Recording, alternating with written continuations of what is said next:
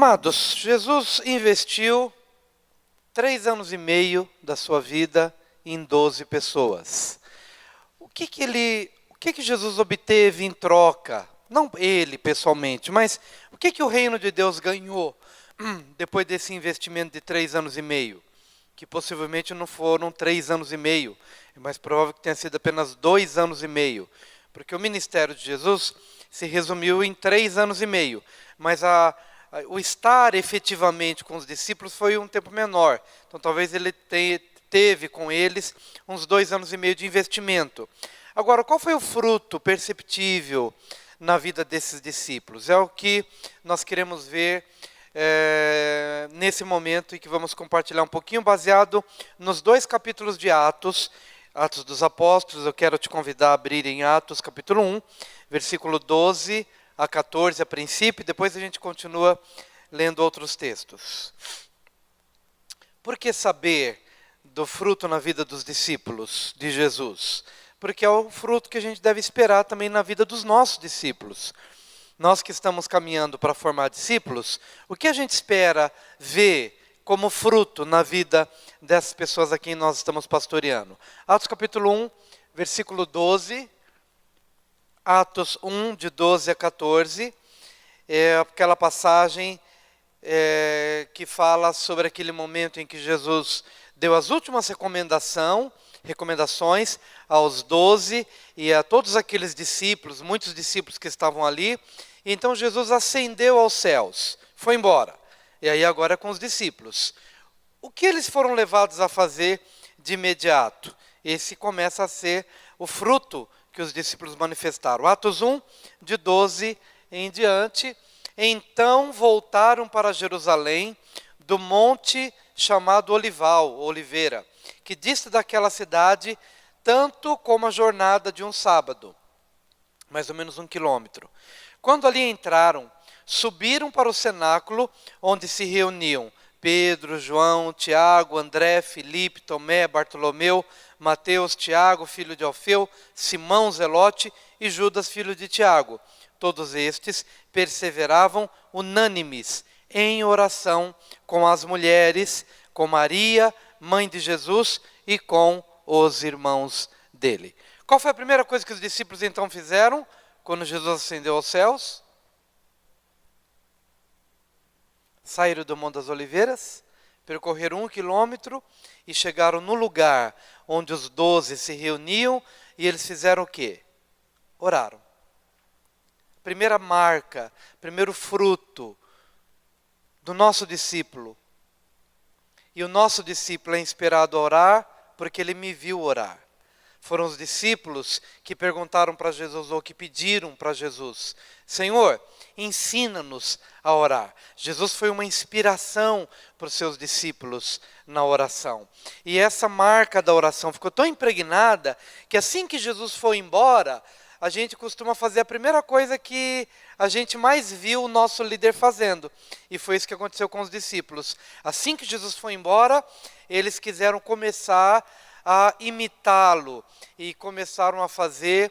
A primeira coisa que fizeram, correram para o lugar onde Jesus se reunia com eles para orar, e eles fizeram isso. Os 12 oraram, não somente os 12 oraram, mas oraram com a mãe de Jesus, que não era dos 12, oraram com os parentes, com aqueles discípulos mais próximos, não importa quantos, o que importa é que o primeiro fruto, a primeira evidência de que Jesus foi bem sucedido no seu ministério como discipulador, a primeira marca foi a oração. Então, se você quer realmente deixar uma marca na vida do seu discípulo, e se você tiver que deixar apenas uma única marca, deixe a marca da oração. Porque se ele aprender a orar, por meio da oração, ele obterá todas as demais coisas de que ele necessita no ministério. Não só no ministério, mas para tudo. Ele vai ser bem sucedido na família, se ele souber orar. Ele vai ser um bom empresário, se ele souber orar. Ele vai ser um bom evangelista, se ele souber orar. Ele será um grande líder de célula e multiplicador, se ele souber orar. Então, se você tiver apenas uma única oportunidade de deixar uma marca, deixe a marca da oração. Que ele aprenda a orar com você. É isso que a gente tem procurado fazer toda quarta de manhã e toda sexta-feira de manhã. deixar uma marca de oração, chamar pessoas para orar, e orar, e orar, e orar. E por meio da oração, o coração se dilata e as demais coisas acontecem. A segunda coisa que eu quero compartilhar aqui está a partir do versículo 15. Atos 1, versículo 15. Naqueles dias, Atos 1, 15, está aqui. Naqueles dias, levantou-se Pedro no meio dos irmãos, ora, compunha-se a assembleia de umas 120 pessoas, e disse: irmãos, convinha que se cumprisse a escritura que o Espírito Santo proferiu anteriormente por boca de Davi acerca de Judas, que foi o guia daqueles que prenderam Jesus, porque ele era contado entre nós e teve parte nesse ministério. Ora, este homem adquiriu um campo com o preço da iniquidade e, precipitando-se, rompeu-se pelo meio e todas as suas entranhas se derramaram. E isto chegou ao conhecimento de todos os habitantes de Jerusalém, de maneira que em sua própria língua esse campo era chamado Acéldama, isto é, campo de sangue, porque está escrito no livro dos Salmos: fique deserta a sua morada e não haja quem nela habite, e tome outro o seu encargo. É necessário, pois, que dos homens que nos acompanharam todo o tempo que o Senhor Jesus andou entre nós, começando no batismo de João, até o dia em que dentre nós foi levado às alturas, um destes se torne testemunha conosco da sua ressurreição. Essa passagem bíblica aqui fala do segundo fruto que Jesus conseguiu impregnar no coração dos seus discípulos. Todos sabemos que Jesus teve 12 discípulos, mas um se perdeu porque ele era o filho da perdição, era Judas, quem traiu a Jesus. E estava profetizado lá no Antigo Testamento de que um trairia e que outro deveria ocupar o lugar, outro deveria ocupar essa posição. Então, Pedro, na liderança desses 11, porque estava faltando um, foi dirigido pelo Espírito e ele entendeu pela profecia que tinha que se completar o grupo de 12, porque Jesus investiu a sua vida em 12 pessoas. Faltou um, e eles não pensaram assim, não, vamos ficar com 11 só. Não, tome outro o seu lugar. Tome outro o seu lugar. Então, qual que é essa marca? A marca de completar os seus 12. A marca de você seguir os passos de Jesus. É a proposta que nós começamos a fazer desde o ano passado. O nome desse programa que a gente tem desenvolvido é Seguindo os Passos de Jesus. Jesus pregou para milhares, chamou centenas, mas ele escolheu 12. Um desses 12 caiu fora, traiu, morreu, mas os discípulos se incumbiram de colocar alguém no lugar. Não deixaram 11. Você vai lá no Apocalipse, você vai encontrar as 12 portas. Você chega no Antigo Testamento, no peitoral do sumo sacerdote, são 12 pedras, não são 11 pedras. E não são 11 portas, né? São 12. O porquê que são 12? Por que Deus escolheu assim?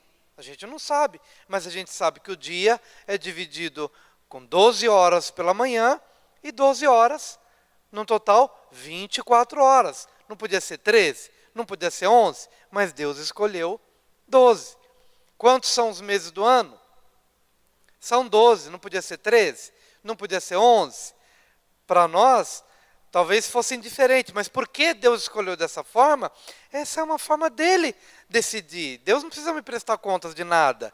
Ele não precisa dizer se ele faz isso, por que ele faz isso. Ele estabeleceu um formato. As tribos de Israel, quantas são? 12. Né? As terras foram distribuídas. Quantas terras foram distribuídas? 12. Mas a tribo de Levi não tinha terra, porque era a tribo sacerdotal, cuidava das coisas religiosas. Então, por que Levi não teve terra? Então, são 11 terras? Não, porque aí Deus, para compensar Levi, escolheu 2 dos filhos de José. Então, Efraim e Manassés, e completou 12. Agora, por que 12? Deus escolheu. 11 estavam aqui. Então, eles entenderam que eles tinham que completar. E eu tenho que ter isso no meu coração. Eu acredito que na medida em que a gente pega essa chave, imagina cada pessoa aqui dizendo, não, Deus vai me dar 12 pessoas e eu vou cuidar dessas 12 pessoas. Eu vou pregar para muita gente. Não vou ficar contando quantas pessoas eu vou pregar. Vou pregar para quem Deus me der a oportunidade de pregar. E eu vou chamar muitas dessas pessoas a quem eu prego. Mas eu vou escolher 12 pessoas e vou cuidar dessas pessoas e vou orar por elas, abençoar a vida delas e fazer o meu melhor. Billy Graham, já no finalzinho da sua carreira, perguntaram para ele, se o senhor tivesse um arrependimento, se o senhor tivesse a oportunidade de voltar no início e fazer de novo o seu ministério, Billy Graham é um dos maiores evangelistas da nossa atualidade. Apesar que eu acredito que outros o superaram em termos numéricos. Mas ele foi um grande evangelista. E consultado, o que o senhor faria diferente? Ele disse, eu teria escolhido 12 pessoas, porque agora eu me vejo terminando o meu ministério e eu não tenho para quem passar o bastão. Eu não caminhei com pessoas que assimilaram do meu jeito, do meu espírito, do meu ensino. Eu não fiz isso. Então agora estou terminando e eu não tenho para quem passar o bastão. Olha, se Jesus não tivesse se reproduzido em 12 pessoas, nós não estaríamos aqui. Nós não estaríamos aqui. Então Jesus deixou impregnado, complete os 12. Complete os 12. E os discípulos entenderam que tinham que substituir Judas. Alguém vai dizer, mas eu não vejo depois 12. Eu não vejo depois disso as pessoas preocupadas com 12. Você deve entender uma coisa, amados, nem Paulo, nem Pedro, nem as pessoas que viveram no período da igreja primitiva tiveram toda a revelação que hoje nós temos. Tem coisa que o Espírito Santo tem revelado em nossos dias que não revelou nem a Paulo e não revelou a Pedro. Por quê? Porque não era o tempo deles. O que nós temos aqui de prática, mesmo da igreja primitiva, se você olhar para o mover do Espírito, restaurando as verdades bíblicas, Finney, Wesley, homens de Deus que têm sido levantados na nossa geração, eles estão despertando na nossa geração para coisas que nem Pedro entendia. E olha que Pedro foi a pessoa para quem Jesus passou o bastão. Pedro não entendia tudo aquilo que Paulo falava. Tanto é que ele escreve dizendo, escuta, Paulo escreveu coisas que é difícil entender. Então nem Pedro, que caminhou com Jesus, entendia. Estão entendendo, queridos? E então, chega um período como esse, então Deus usa o pastor César para entender, para perceber o que talvez nem eles entenderam na sua totalidade. Um é melhor do que o outro? Não. É apenas que o Espírito Santo, no decorrer da história, ele se move para trazer a revelação das verdades bíblicas ocultas, das verdades bíblicas adormecidas. Que privilégio, então, viver nessa geração. É um privilégio. Amém? Então, diga, a marca da oração. Diga, a marca dos 12 completos. Amém.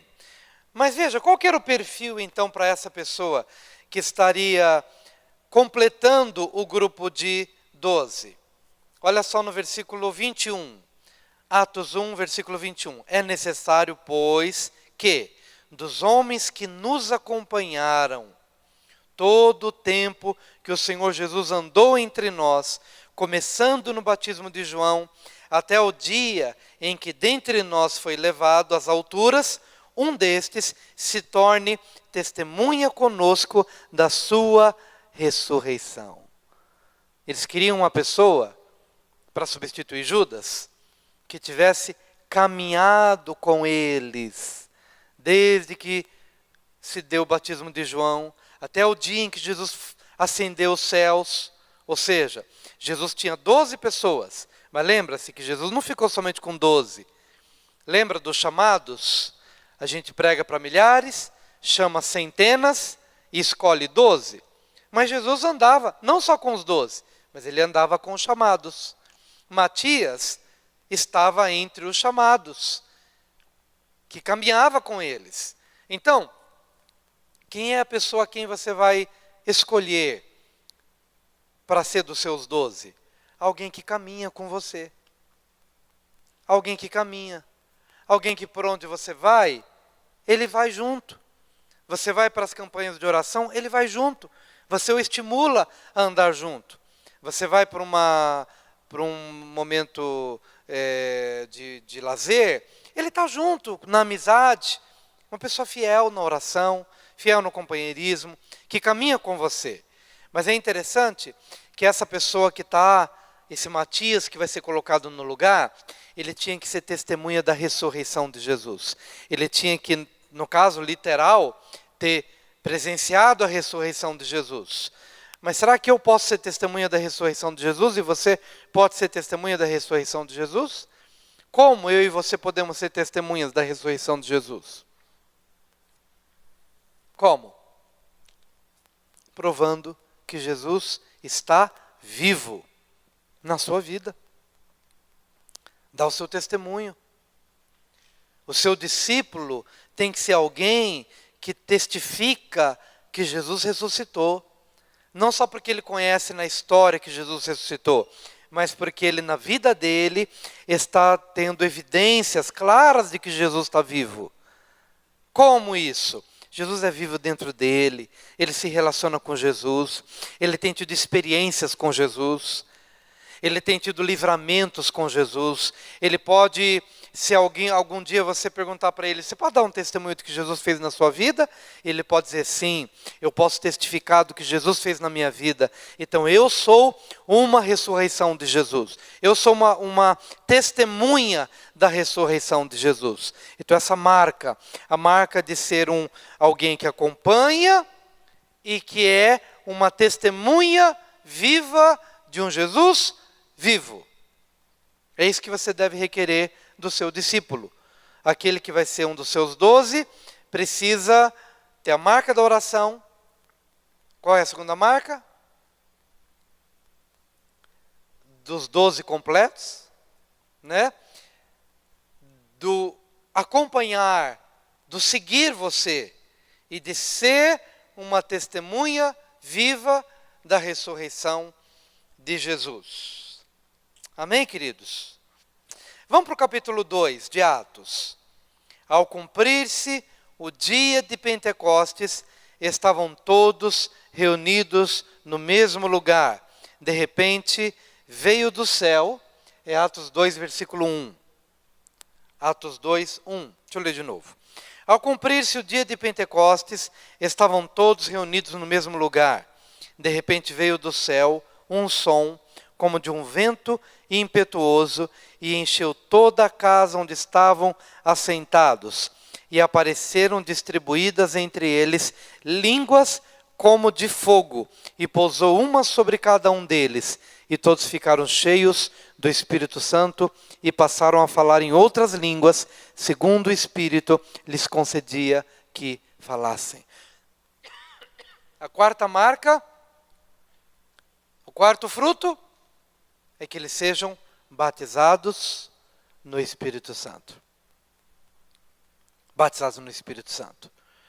Nós temos a oportunidade, queridos, de ver os nossos discípulos sendo batizados no Espírito Santo, especialmente nos nossos encontros de 3 dias, onde nós temos uma palestra específica sobre o batismo no Espírito e um tempo de ministração. Então é muito importante que, se você está numa célula e está formando discípulos, que esses seus discípulos sejam encaminhados para os encontros de homens, de mulheres, de jovens, de adolescentes, porque ali eles terão a oportunidade de ouvirem do batismo no Espírito e de receberem imposição de mãos para serem batizados no Espírito Santo, porque é quando eles são batizados no Espírito que eles serão impelidos pelo Espírito para frutificarem no seu ministério. Mas eles podem ser batizados no Espírito também através da sua vida. Você pode ser aquela pessoa que vai impor as mãos sobre eles, individualmente, talvez no particular, né, para que eles sejam batizados no Espírito Santo. Eu lembro que quando eu tive a minha experiência de batismo no Espírito, sozinho na sala, a Noemi foi dormir, o Daniel era pequenininho, também foi dormir, e naquela noite eu falei, bom, eu não saio daqui hoje enquanto eu não for batizado. E ali orando, buscando a Deus, fui batizado. E comecei a orar em línguas ali, fiquei até meio assustado porque estava sozinho ali, foi uma experiência meio diferente. Mas eu lembro que foi uma experiência tão forte que depois eu não podia ver as pessoas, que eu queria ter um particular com elas. Você não quer ser batizado no Espírito? Porque eu queria repartir. E foi um por um. Parente, irmão da igreja, eu era líder numa igreja batista tradicional, que não cria no batismo no Espírito Santo. Então eu tive que fazer meio na surdina, meio ali quietinho, sem que todo mundo soubesse. Mas eu fui pegando um por um dos que eu percebi que estavam abertos, impus as mãos e eles oravam em línguas e eles eram batizados. E uma experiência me chamou muito a atenção, que eu estava na casa da minha cunhada, lá em Guarulhos, e eu fui com aquele coração fervente, né, para poder falar do batismo. E eu conversava com os meus cunhados, com a minha família. E um dia eu cheguei nessa minha cunhada, Silvia, e ela estava muito doente, com febre. Sabe aquela gripe, aquela dor no corpo? Ela estava doente mesmo, com muita febre. Eu falei, Silvia, você quer ser batizada no Espírito? E ela falou, olha, eu não estou muito bem, meu corpo está doendo, eu estou com febre. Mas não tem problema, se você quiser... Oi? Exatamente, ela também de uma igreja tradicional, e então tinha um pouco de dificuldade. Mas aí eu expliquei direitinho e tal, aí ela falou, eu quero. Aí eu pus as mãos, e impus as mãos, e ela começou ali, recebeu o Espírito Santo, e começou a orar em línguas, e eu percebi que ela estava suando, e orou muito em línguas. Aí depois ela foi consultar, e ver se ela estava com febre. Não tinha mais febre, não tinha mais doença. Depois de um bom tempo ali, orando em línguas, sendo batizada no Espírito, ela foi batizada no Espírito e ela foi totalmente curada daquela enfermidade, sem febre. Terminou aquela experiência sem um pingo de febre. Foi curada. Essa é a marca que Jesus deixou para os discípulos. Sejam batizados no Espírito, porque quando vocês são batizados, então vocês me serão testemunhas, tanto em Jerusalém, quanto na Judéia, quanto na Samaria e até os confins da terra. Amém? A marca do batismo no Espírito Santo. Glória a Deus. Atos 2, versículo 14. Atos 2, versículo 14. Está aqui, é o segundo versículo. Então se levantou Pedro com os 11, então Pedro mais 11, 12. Com os 11, e erguendo a voz, advertiu-os nestes termos. E aí ele começou a pregar. Pedro começou a pregar. É uma mensagem comprida, porque quando as pessoas começaram a ver que os irmãos foram batizados no Espírito, Pedro se levantou no meio daquela multidão e começou a pregar. E o resultado dessa pregação, quem se lembra? Quantas vidas se converteram a Jesus? 3.000 almas. Quase 3.000 almas foram batizadas naquele dia. Então, Jesus deixou a quinta marca, a pregação do Evangelho. A pregação do Evangelho. A pregação do Evangelho. Então vai guardando isso no teu coração. Nós formamos discípulos para que eles possam amar a oração, completar os 12, caminhar, manifestar o fruto do caminhar e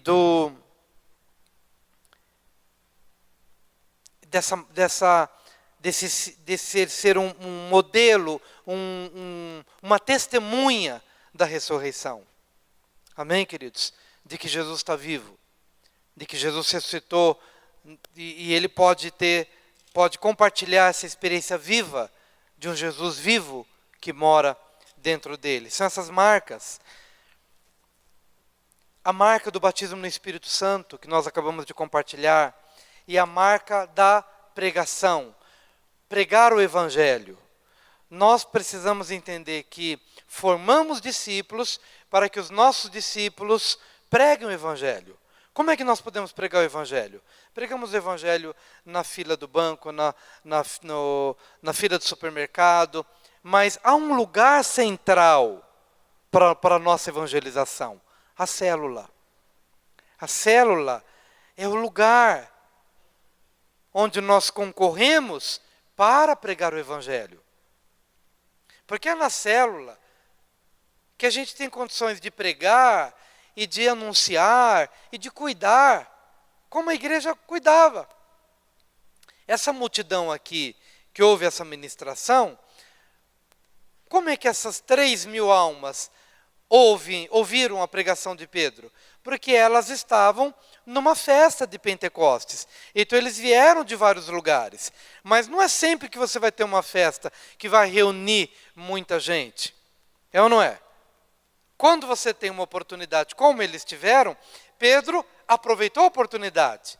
É o que eu faço quando tenho oportunidade de estar num velório. Talvez num velório eu tenha pessoas que nunca entraram numa igreja evangélica, mas elas estão lá no velório. Então o que a gente faz? Aproveita a oportunidade daquele velório, onde tem católico, espírita, budista, macumbeiro, evangélico, todo tipo de pessoa. E o que a gente faz? Consola a família, mas anuncia o Evangelho. Aproveitar a oportunidade. O que Pedro fez? Ele aproveitou a oportunidade de uma grande festa, onde muitas pessoas estavam ali em Jerusalém, e ele pregou. Agora, não era todo o período do ano em que se tinha esse aglomerado de pessoas. Mas foi um momento estratégico. E depois, para onde foram essas pessoas? Para as casas. Porque é de casa em casa que se partia o pão. Então essas 3.000 almas, se não tivesse uma estrutura de célula, se não tivesse uma estrutura de grupos pequenos, de grupos familiares, essas 3.000 almas não teriam dado continuidade.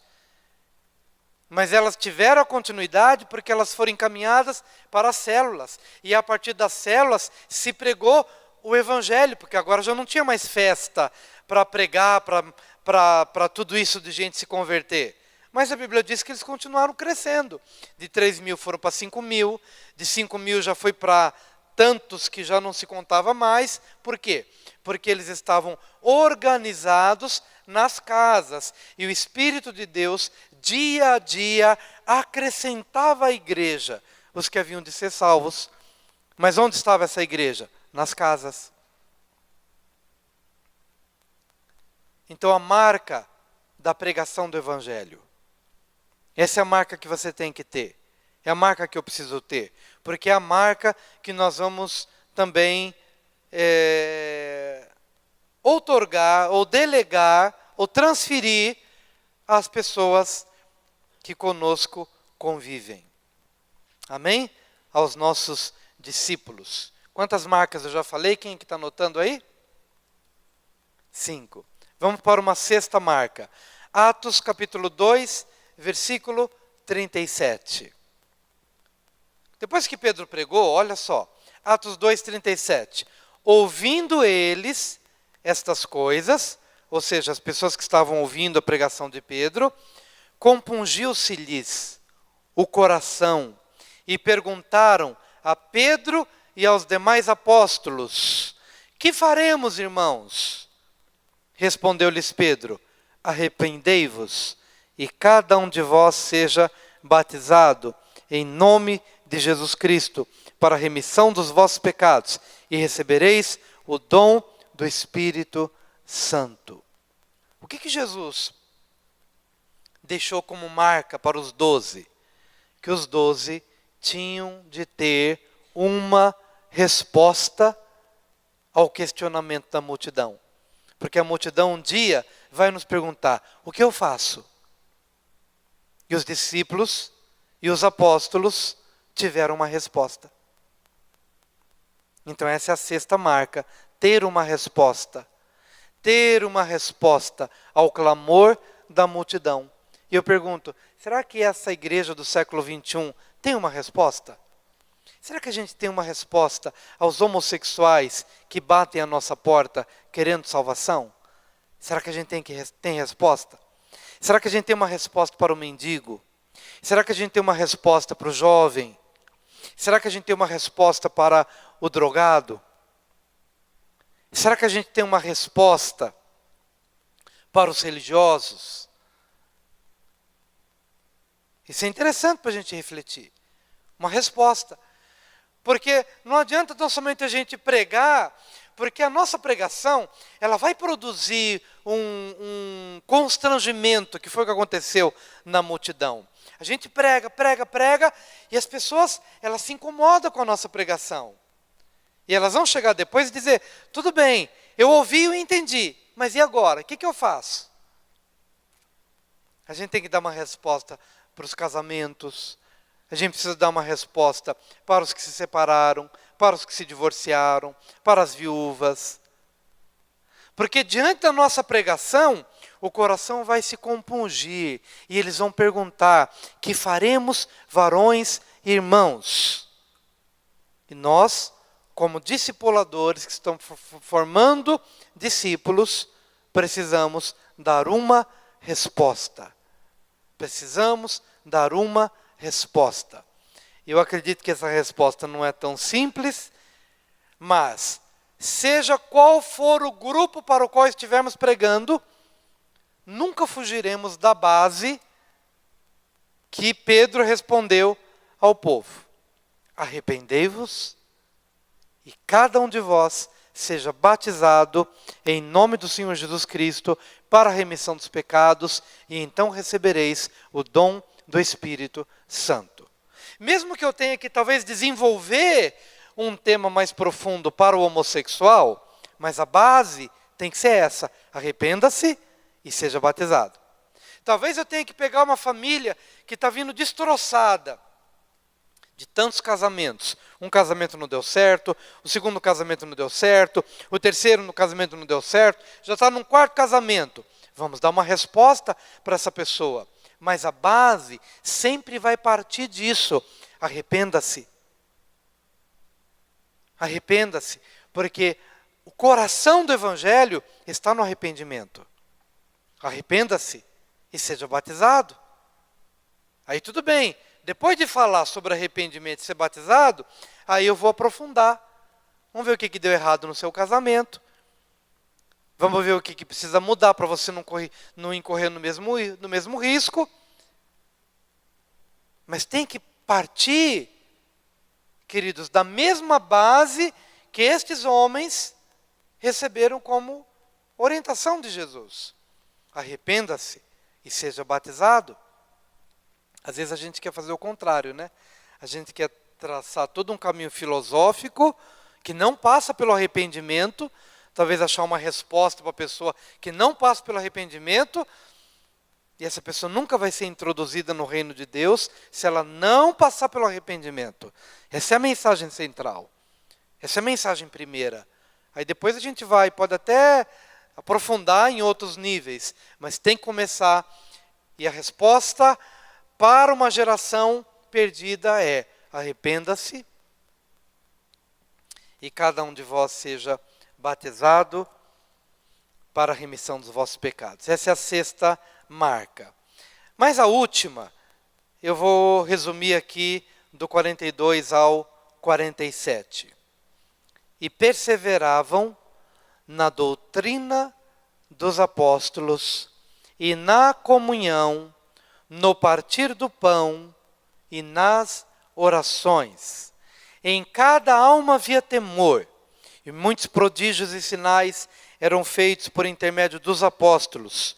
Todos os que creram estavam juntos e tinham tudo em comum.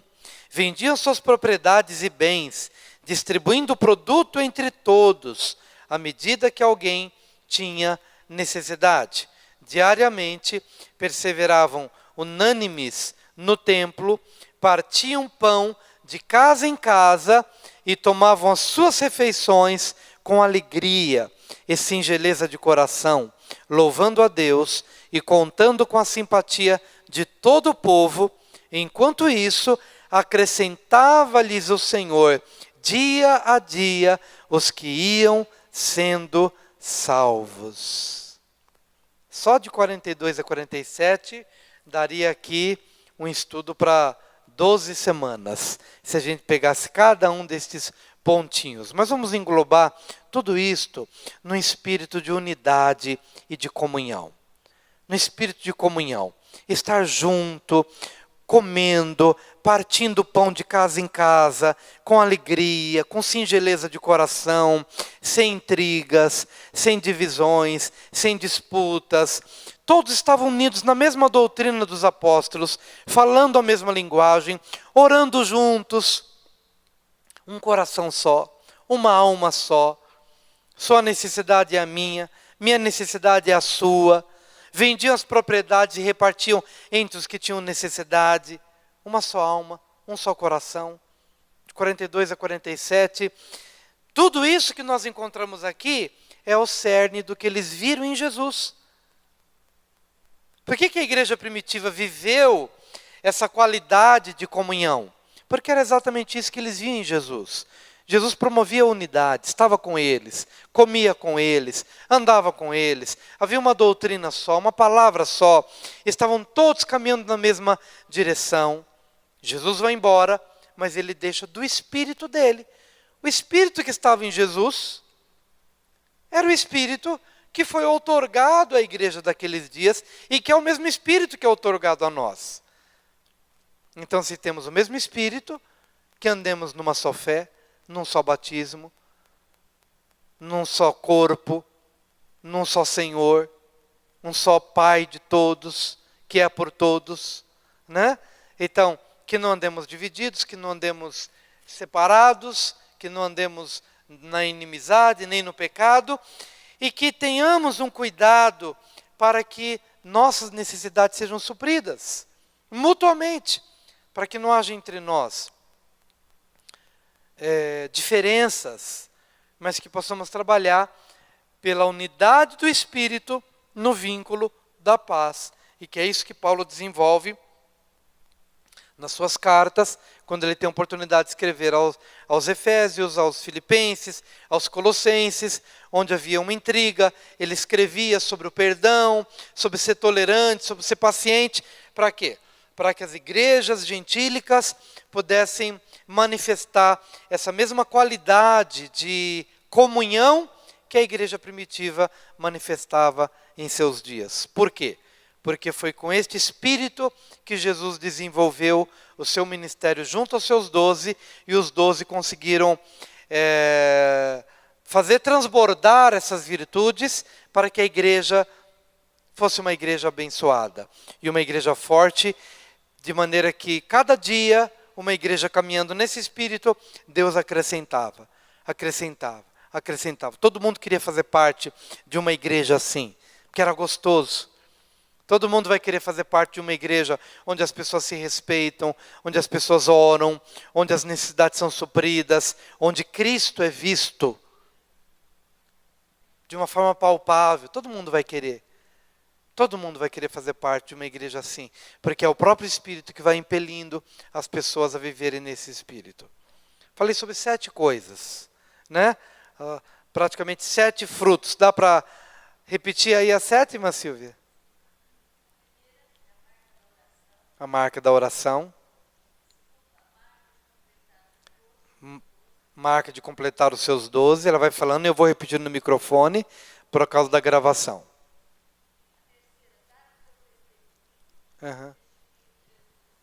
Exatamente, que testifica que Jesus ressuscitou. A quarta é a marca do batismo no Espírito Santo.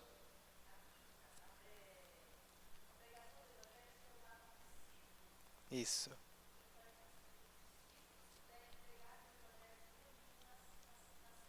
A marca é a pregação do Evangelho, né? A marca da pregação do Evangelho.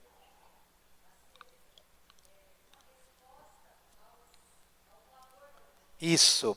A sexta é uma resposta ao clamor da multidão.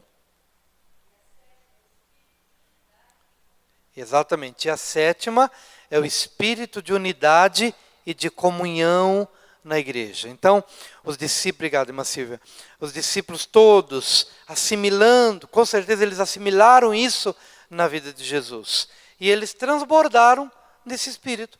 Então foi uma igreja saudável que cresceu e que se multiplicou. Se nós soubermos transferir isso para os nossos discípulos, com certeza, auxiliados pelo mesmo Espírito Santo, eles crescerão para a glória do Senhor. Amém?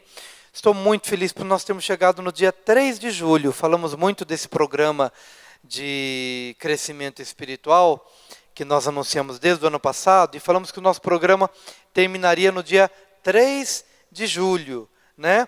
Pois bem, o tempo passou e eu estou muito feliz, eu quero honrar a Deus pela vida de todos vocês que estão aqui, porque você faz parte do cumprimento dessa palavra, de que o nosso programa terminaria no dia 3 de julho, não estava contando com domingo, né? Então eu oficialmente termino no domingo, mas para quem está terminando hoje, queria parabenizar todos vocês pela fidelidade, pela continuidade, por estar aqui. Me alegro muito na sua vida, que Deus o abençoe e faça prosperar o seu ministério em nome do Senhor Jesus. Amém? E domingo, oficialmente com a igreja, estaremos completando esse trabalho. Vamos ficar de pé?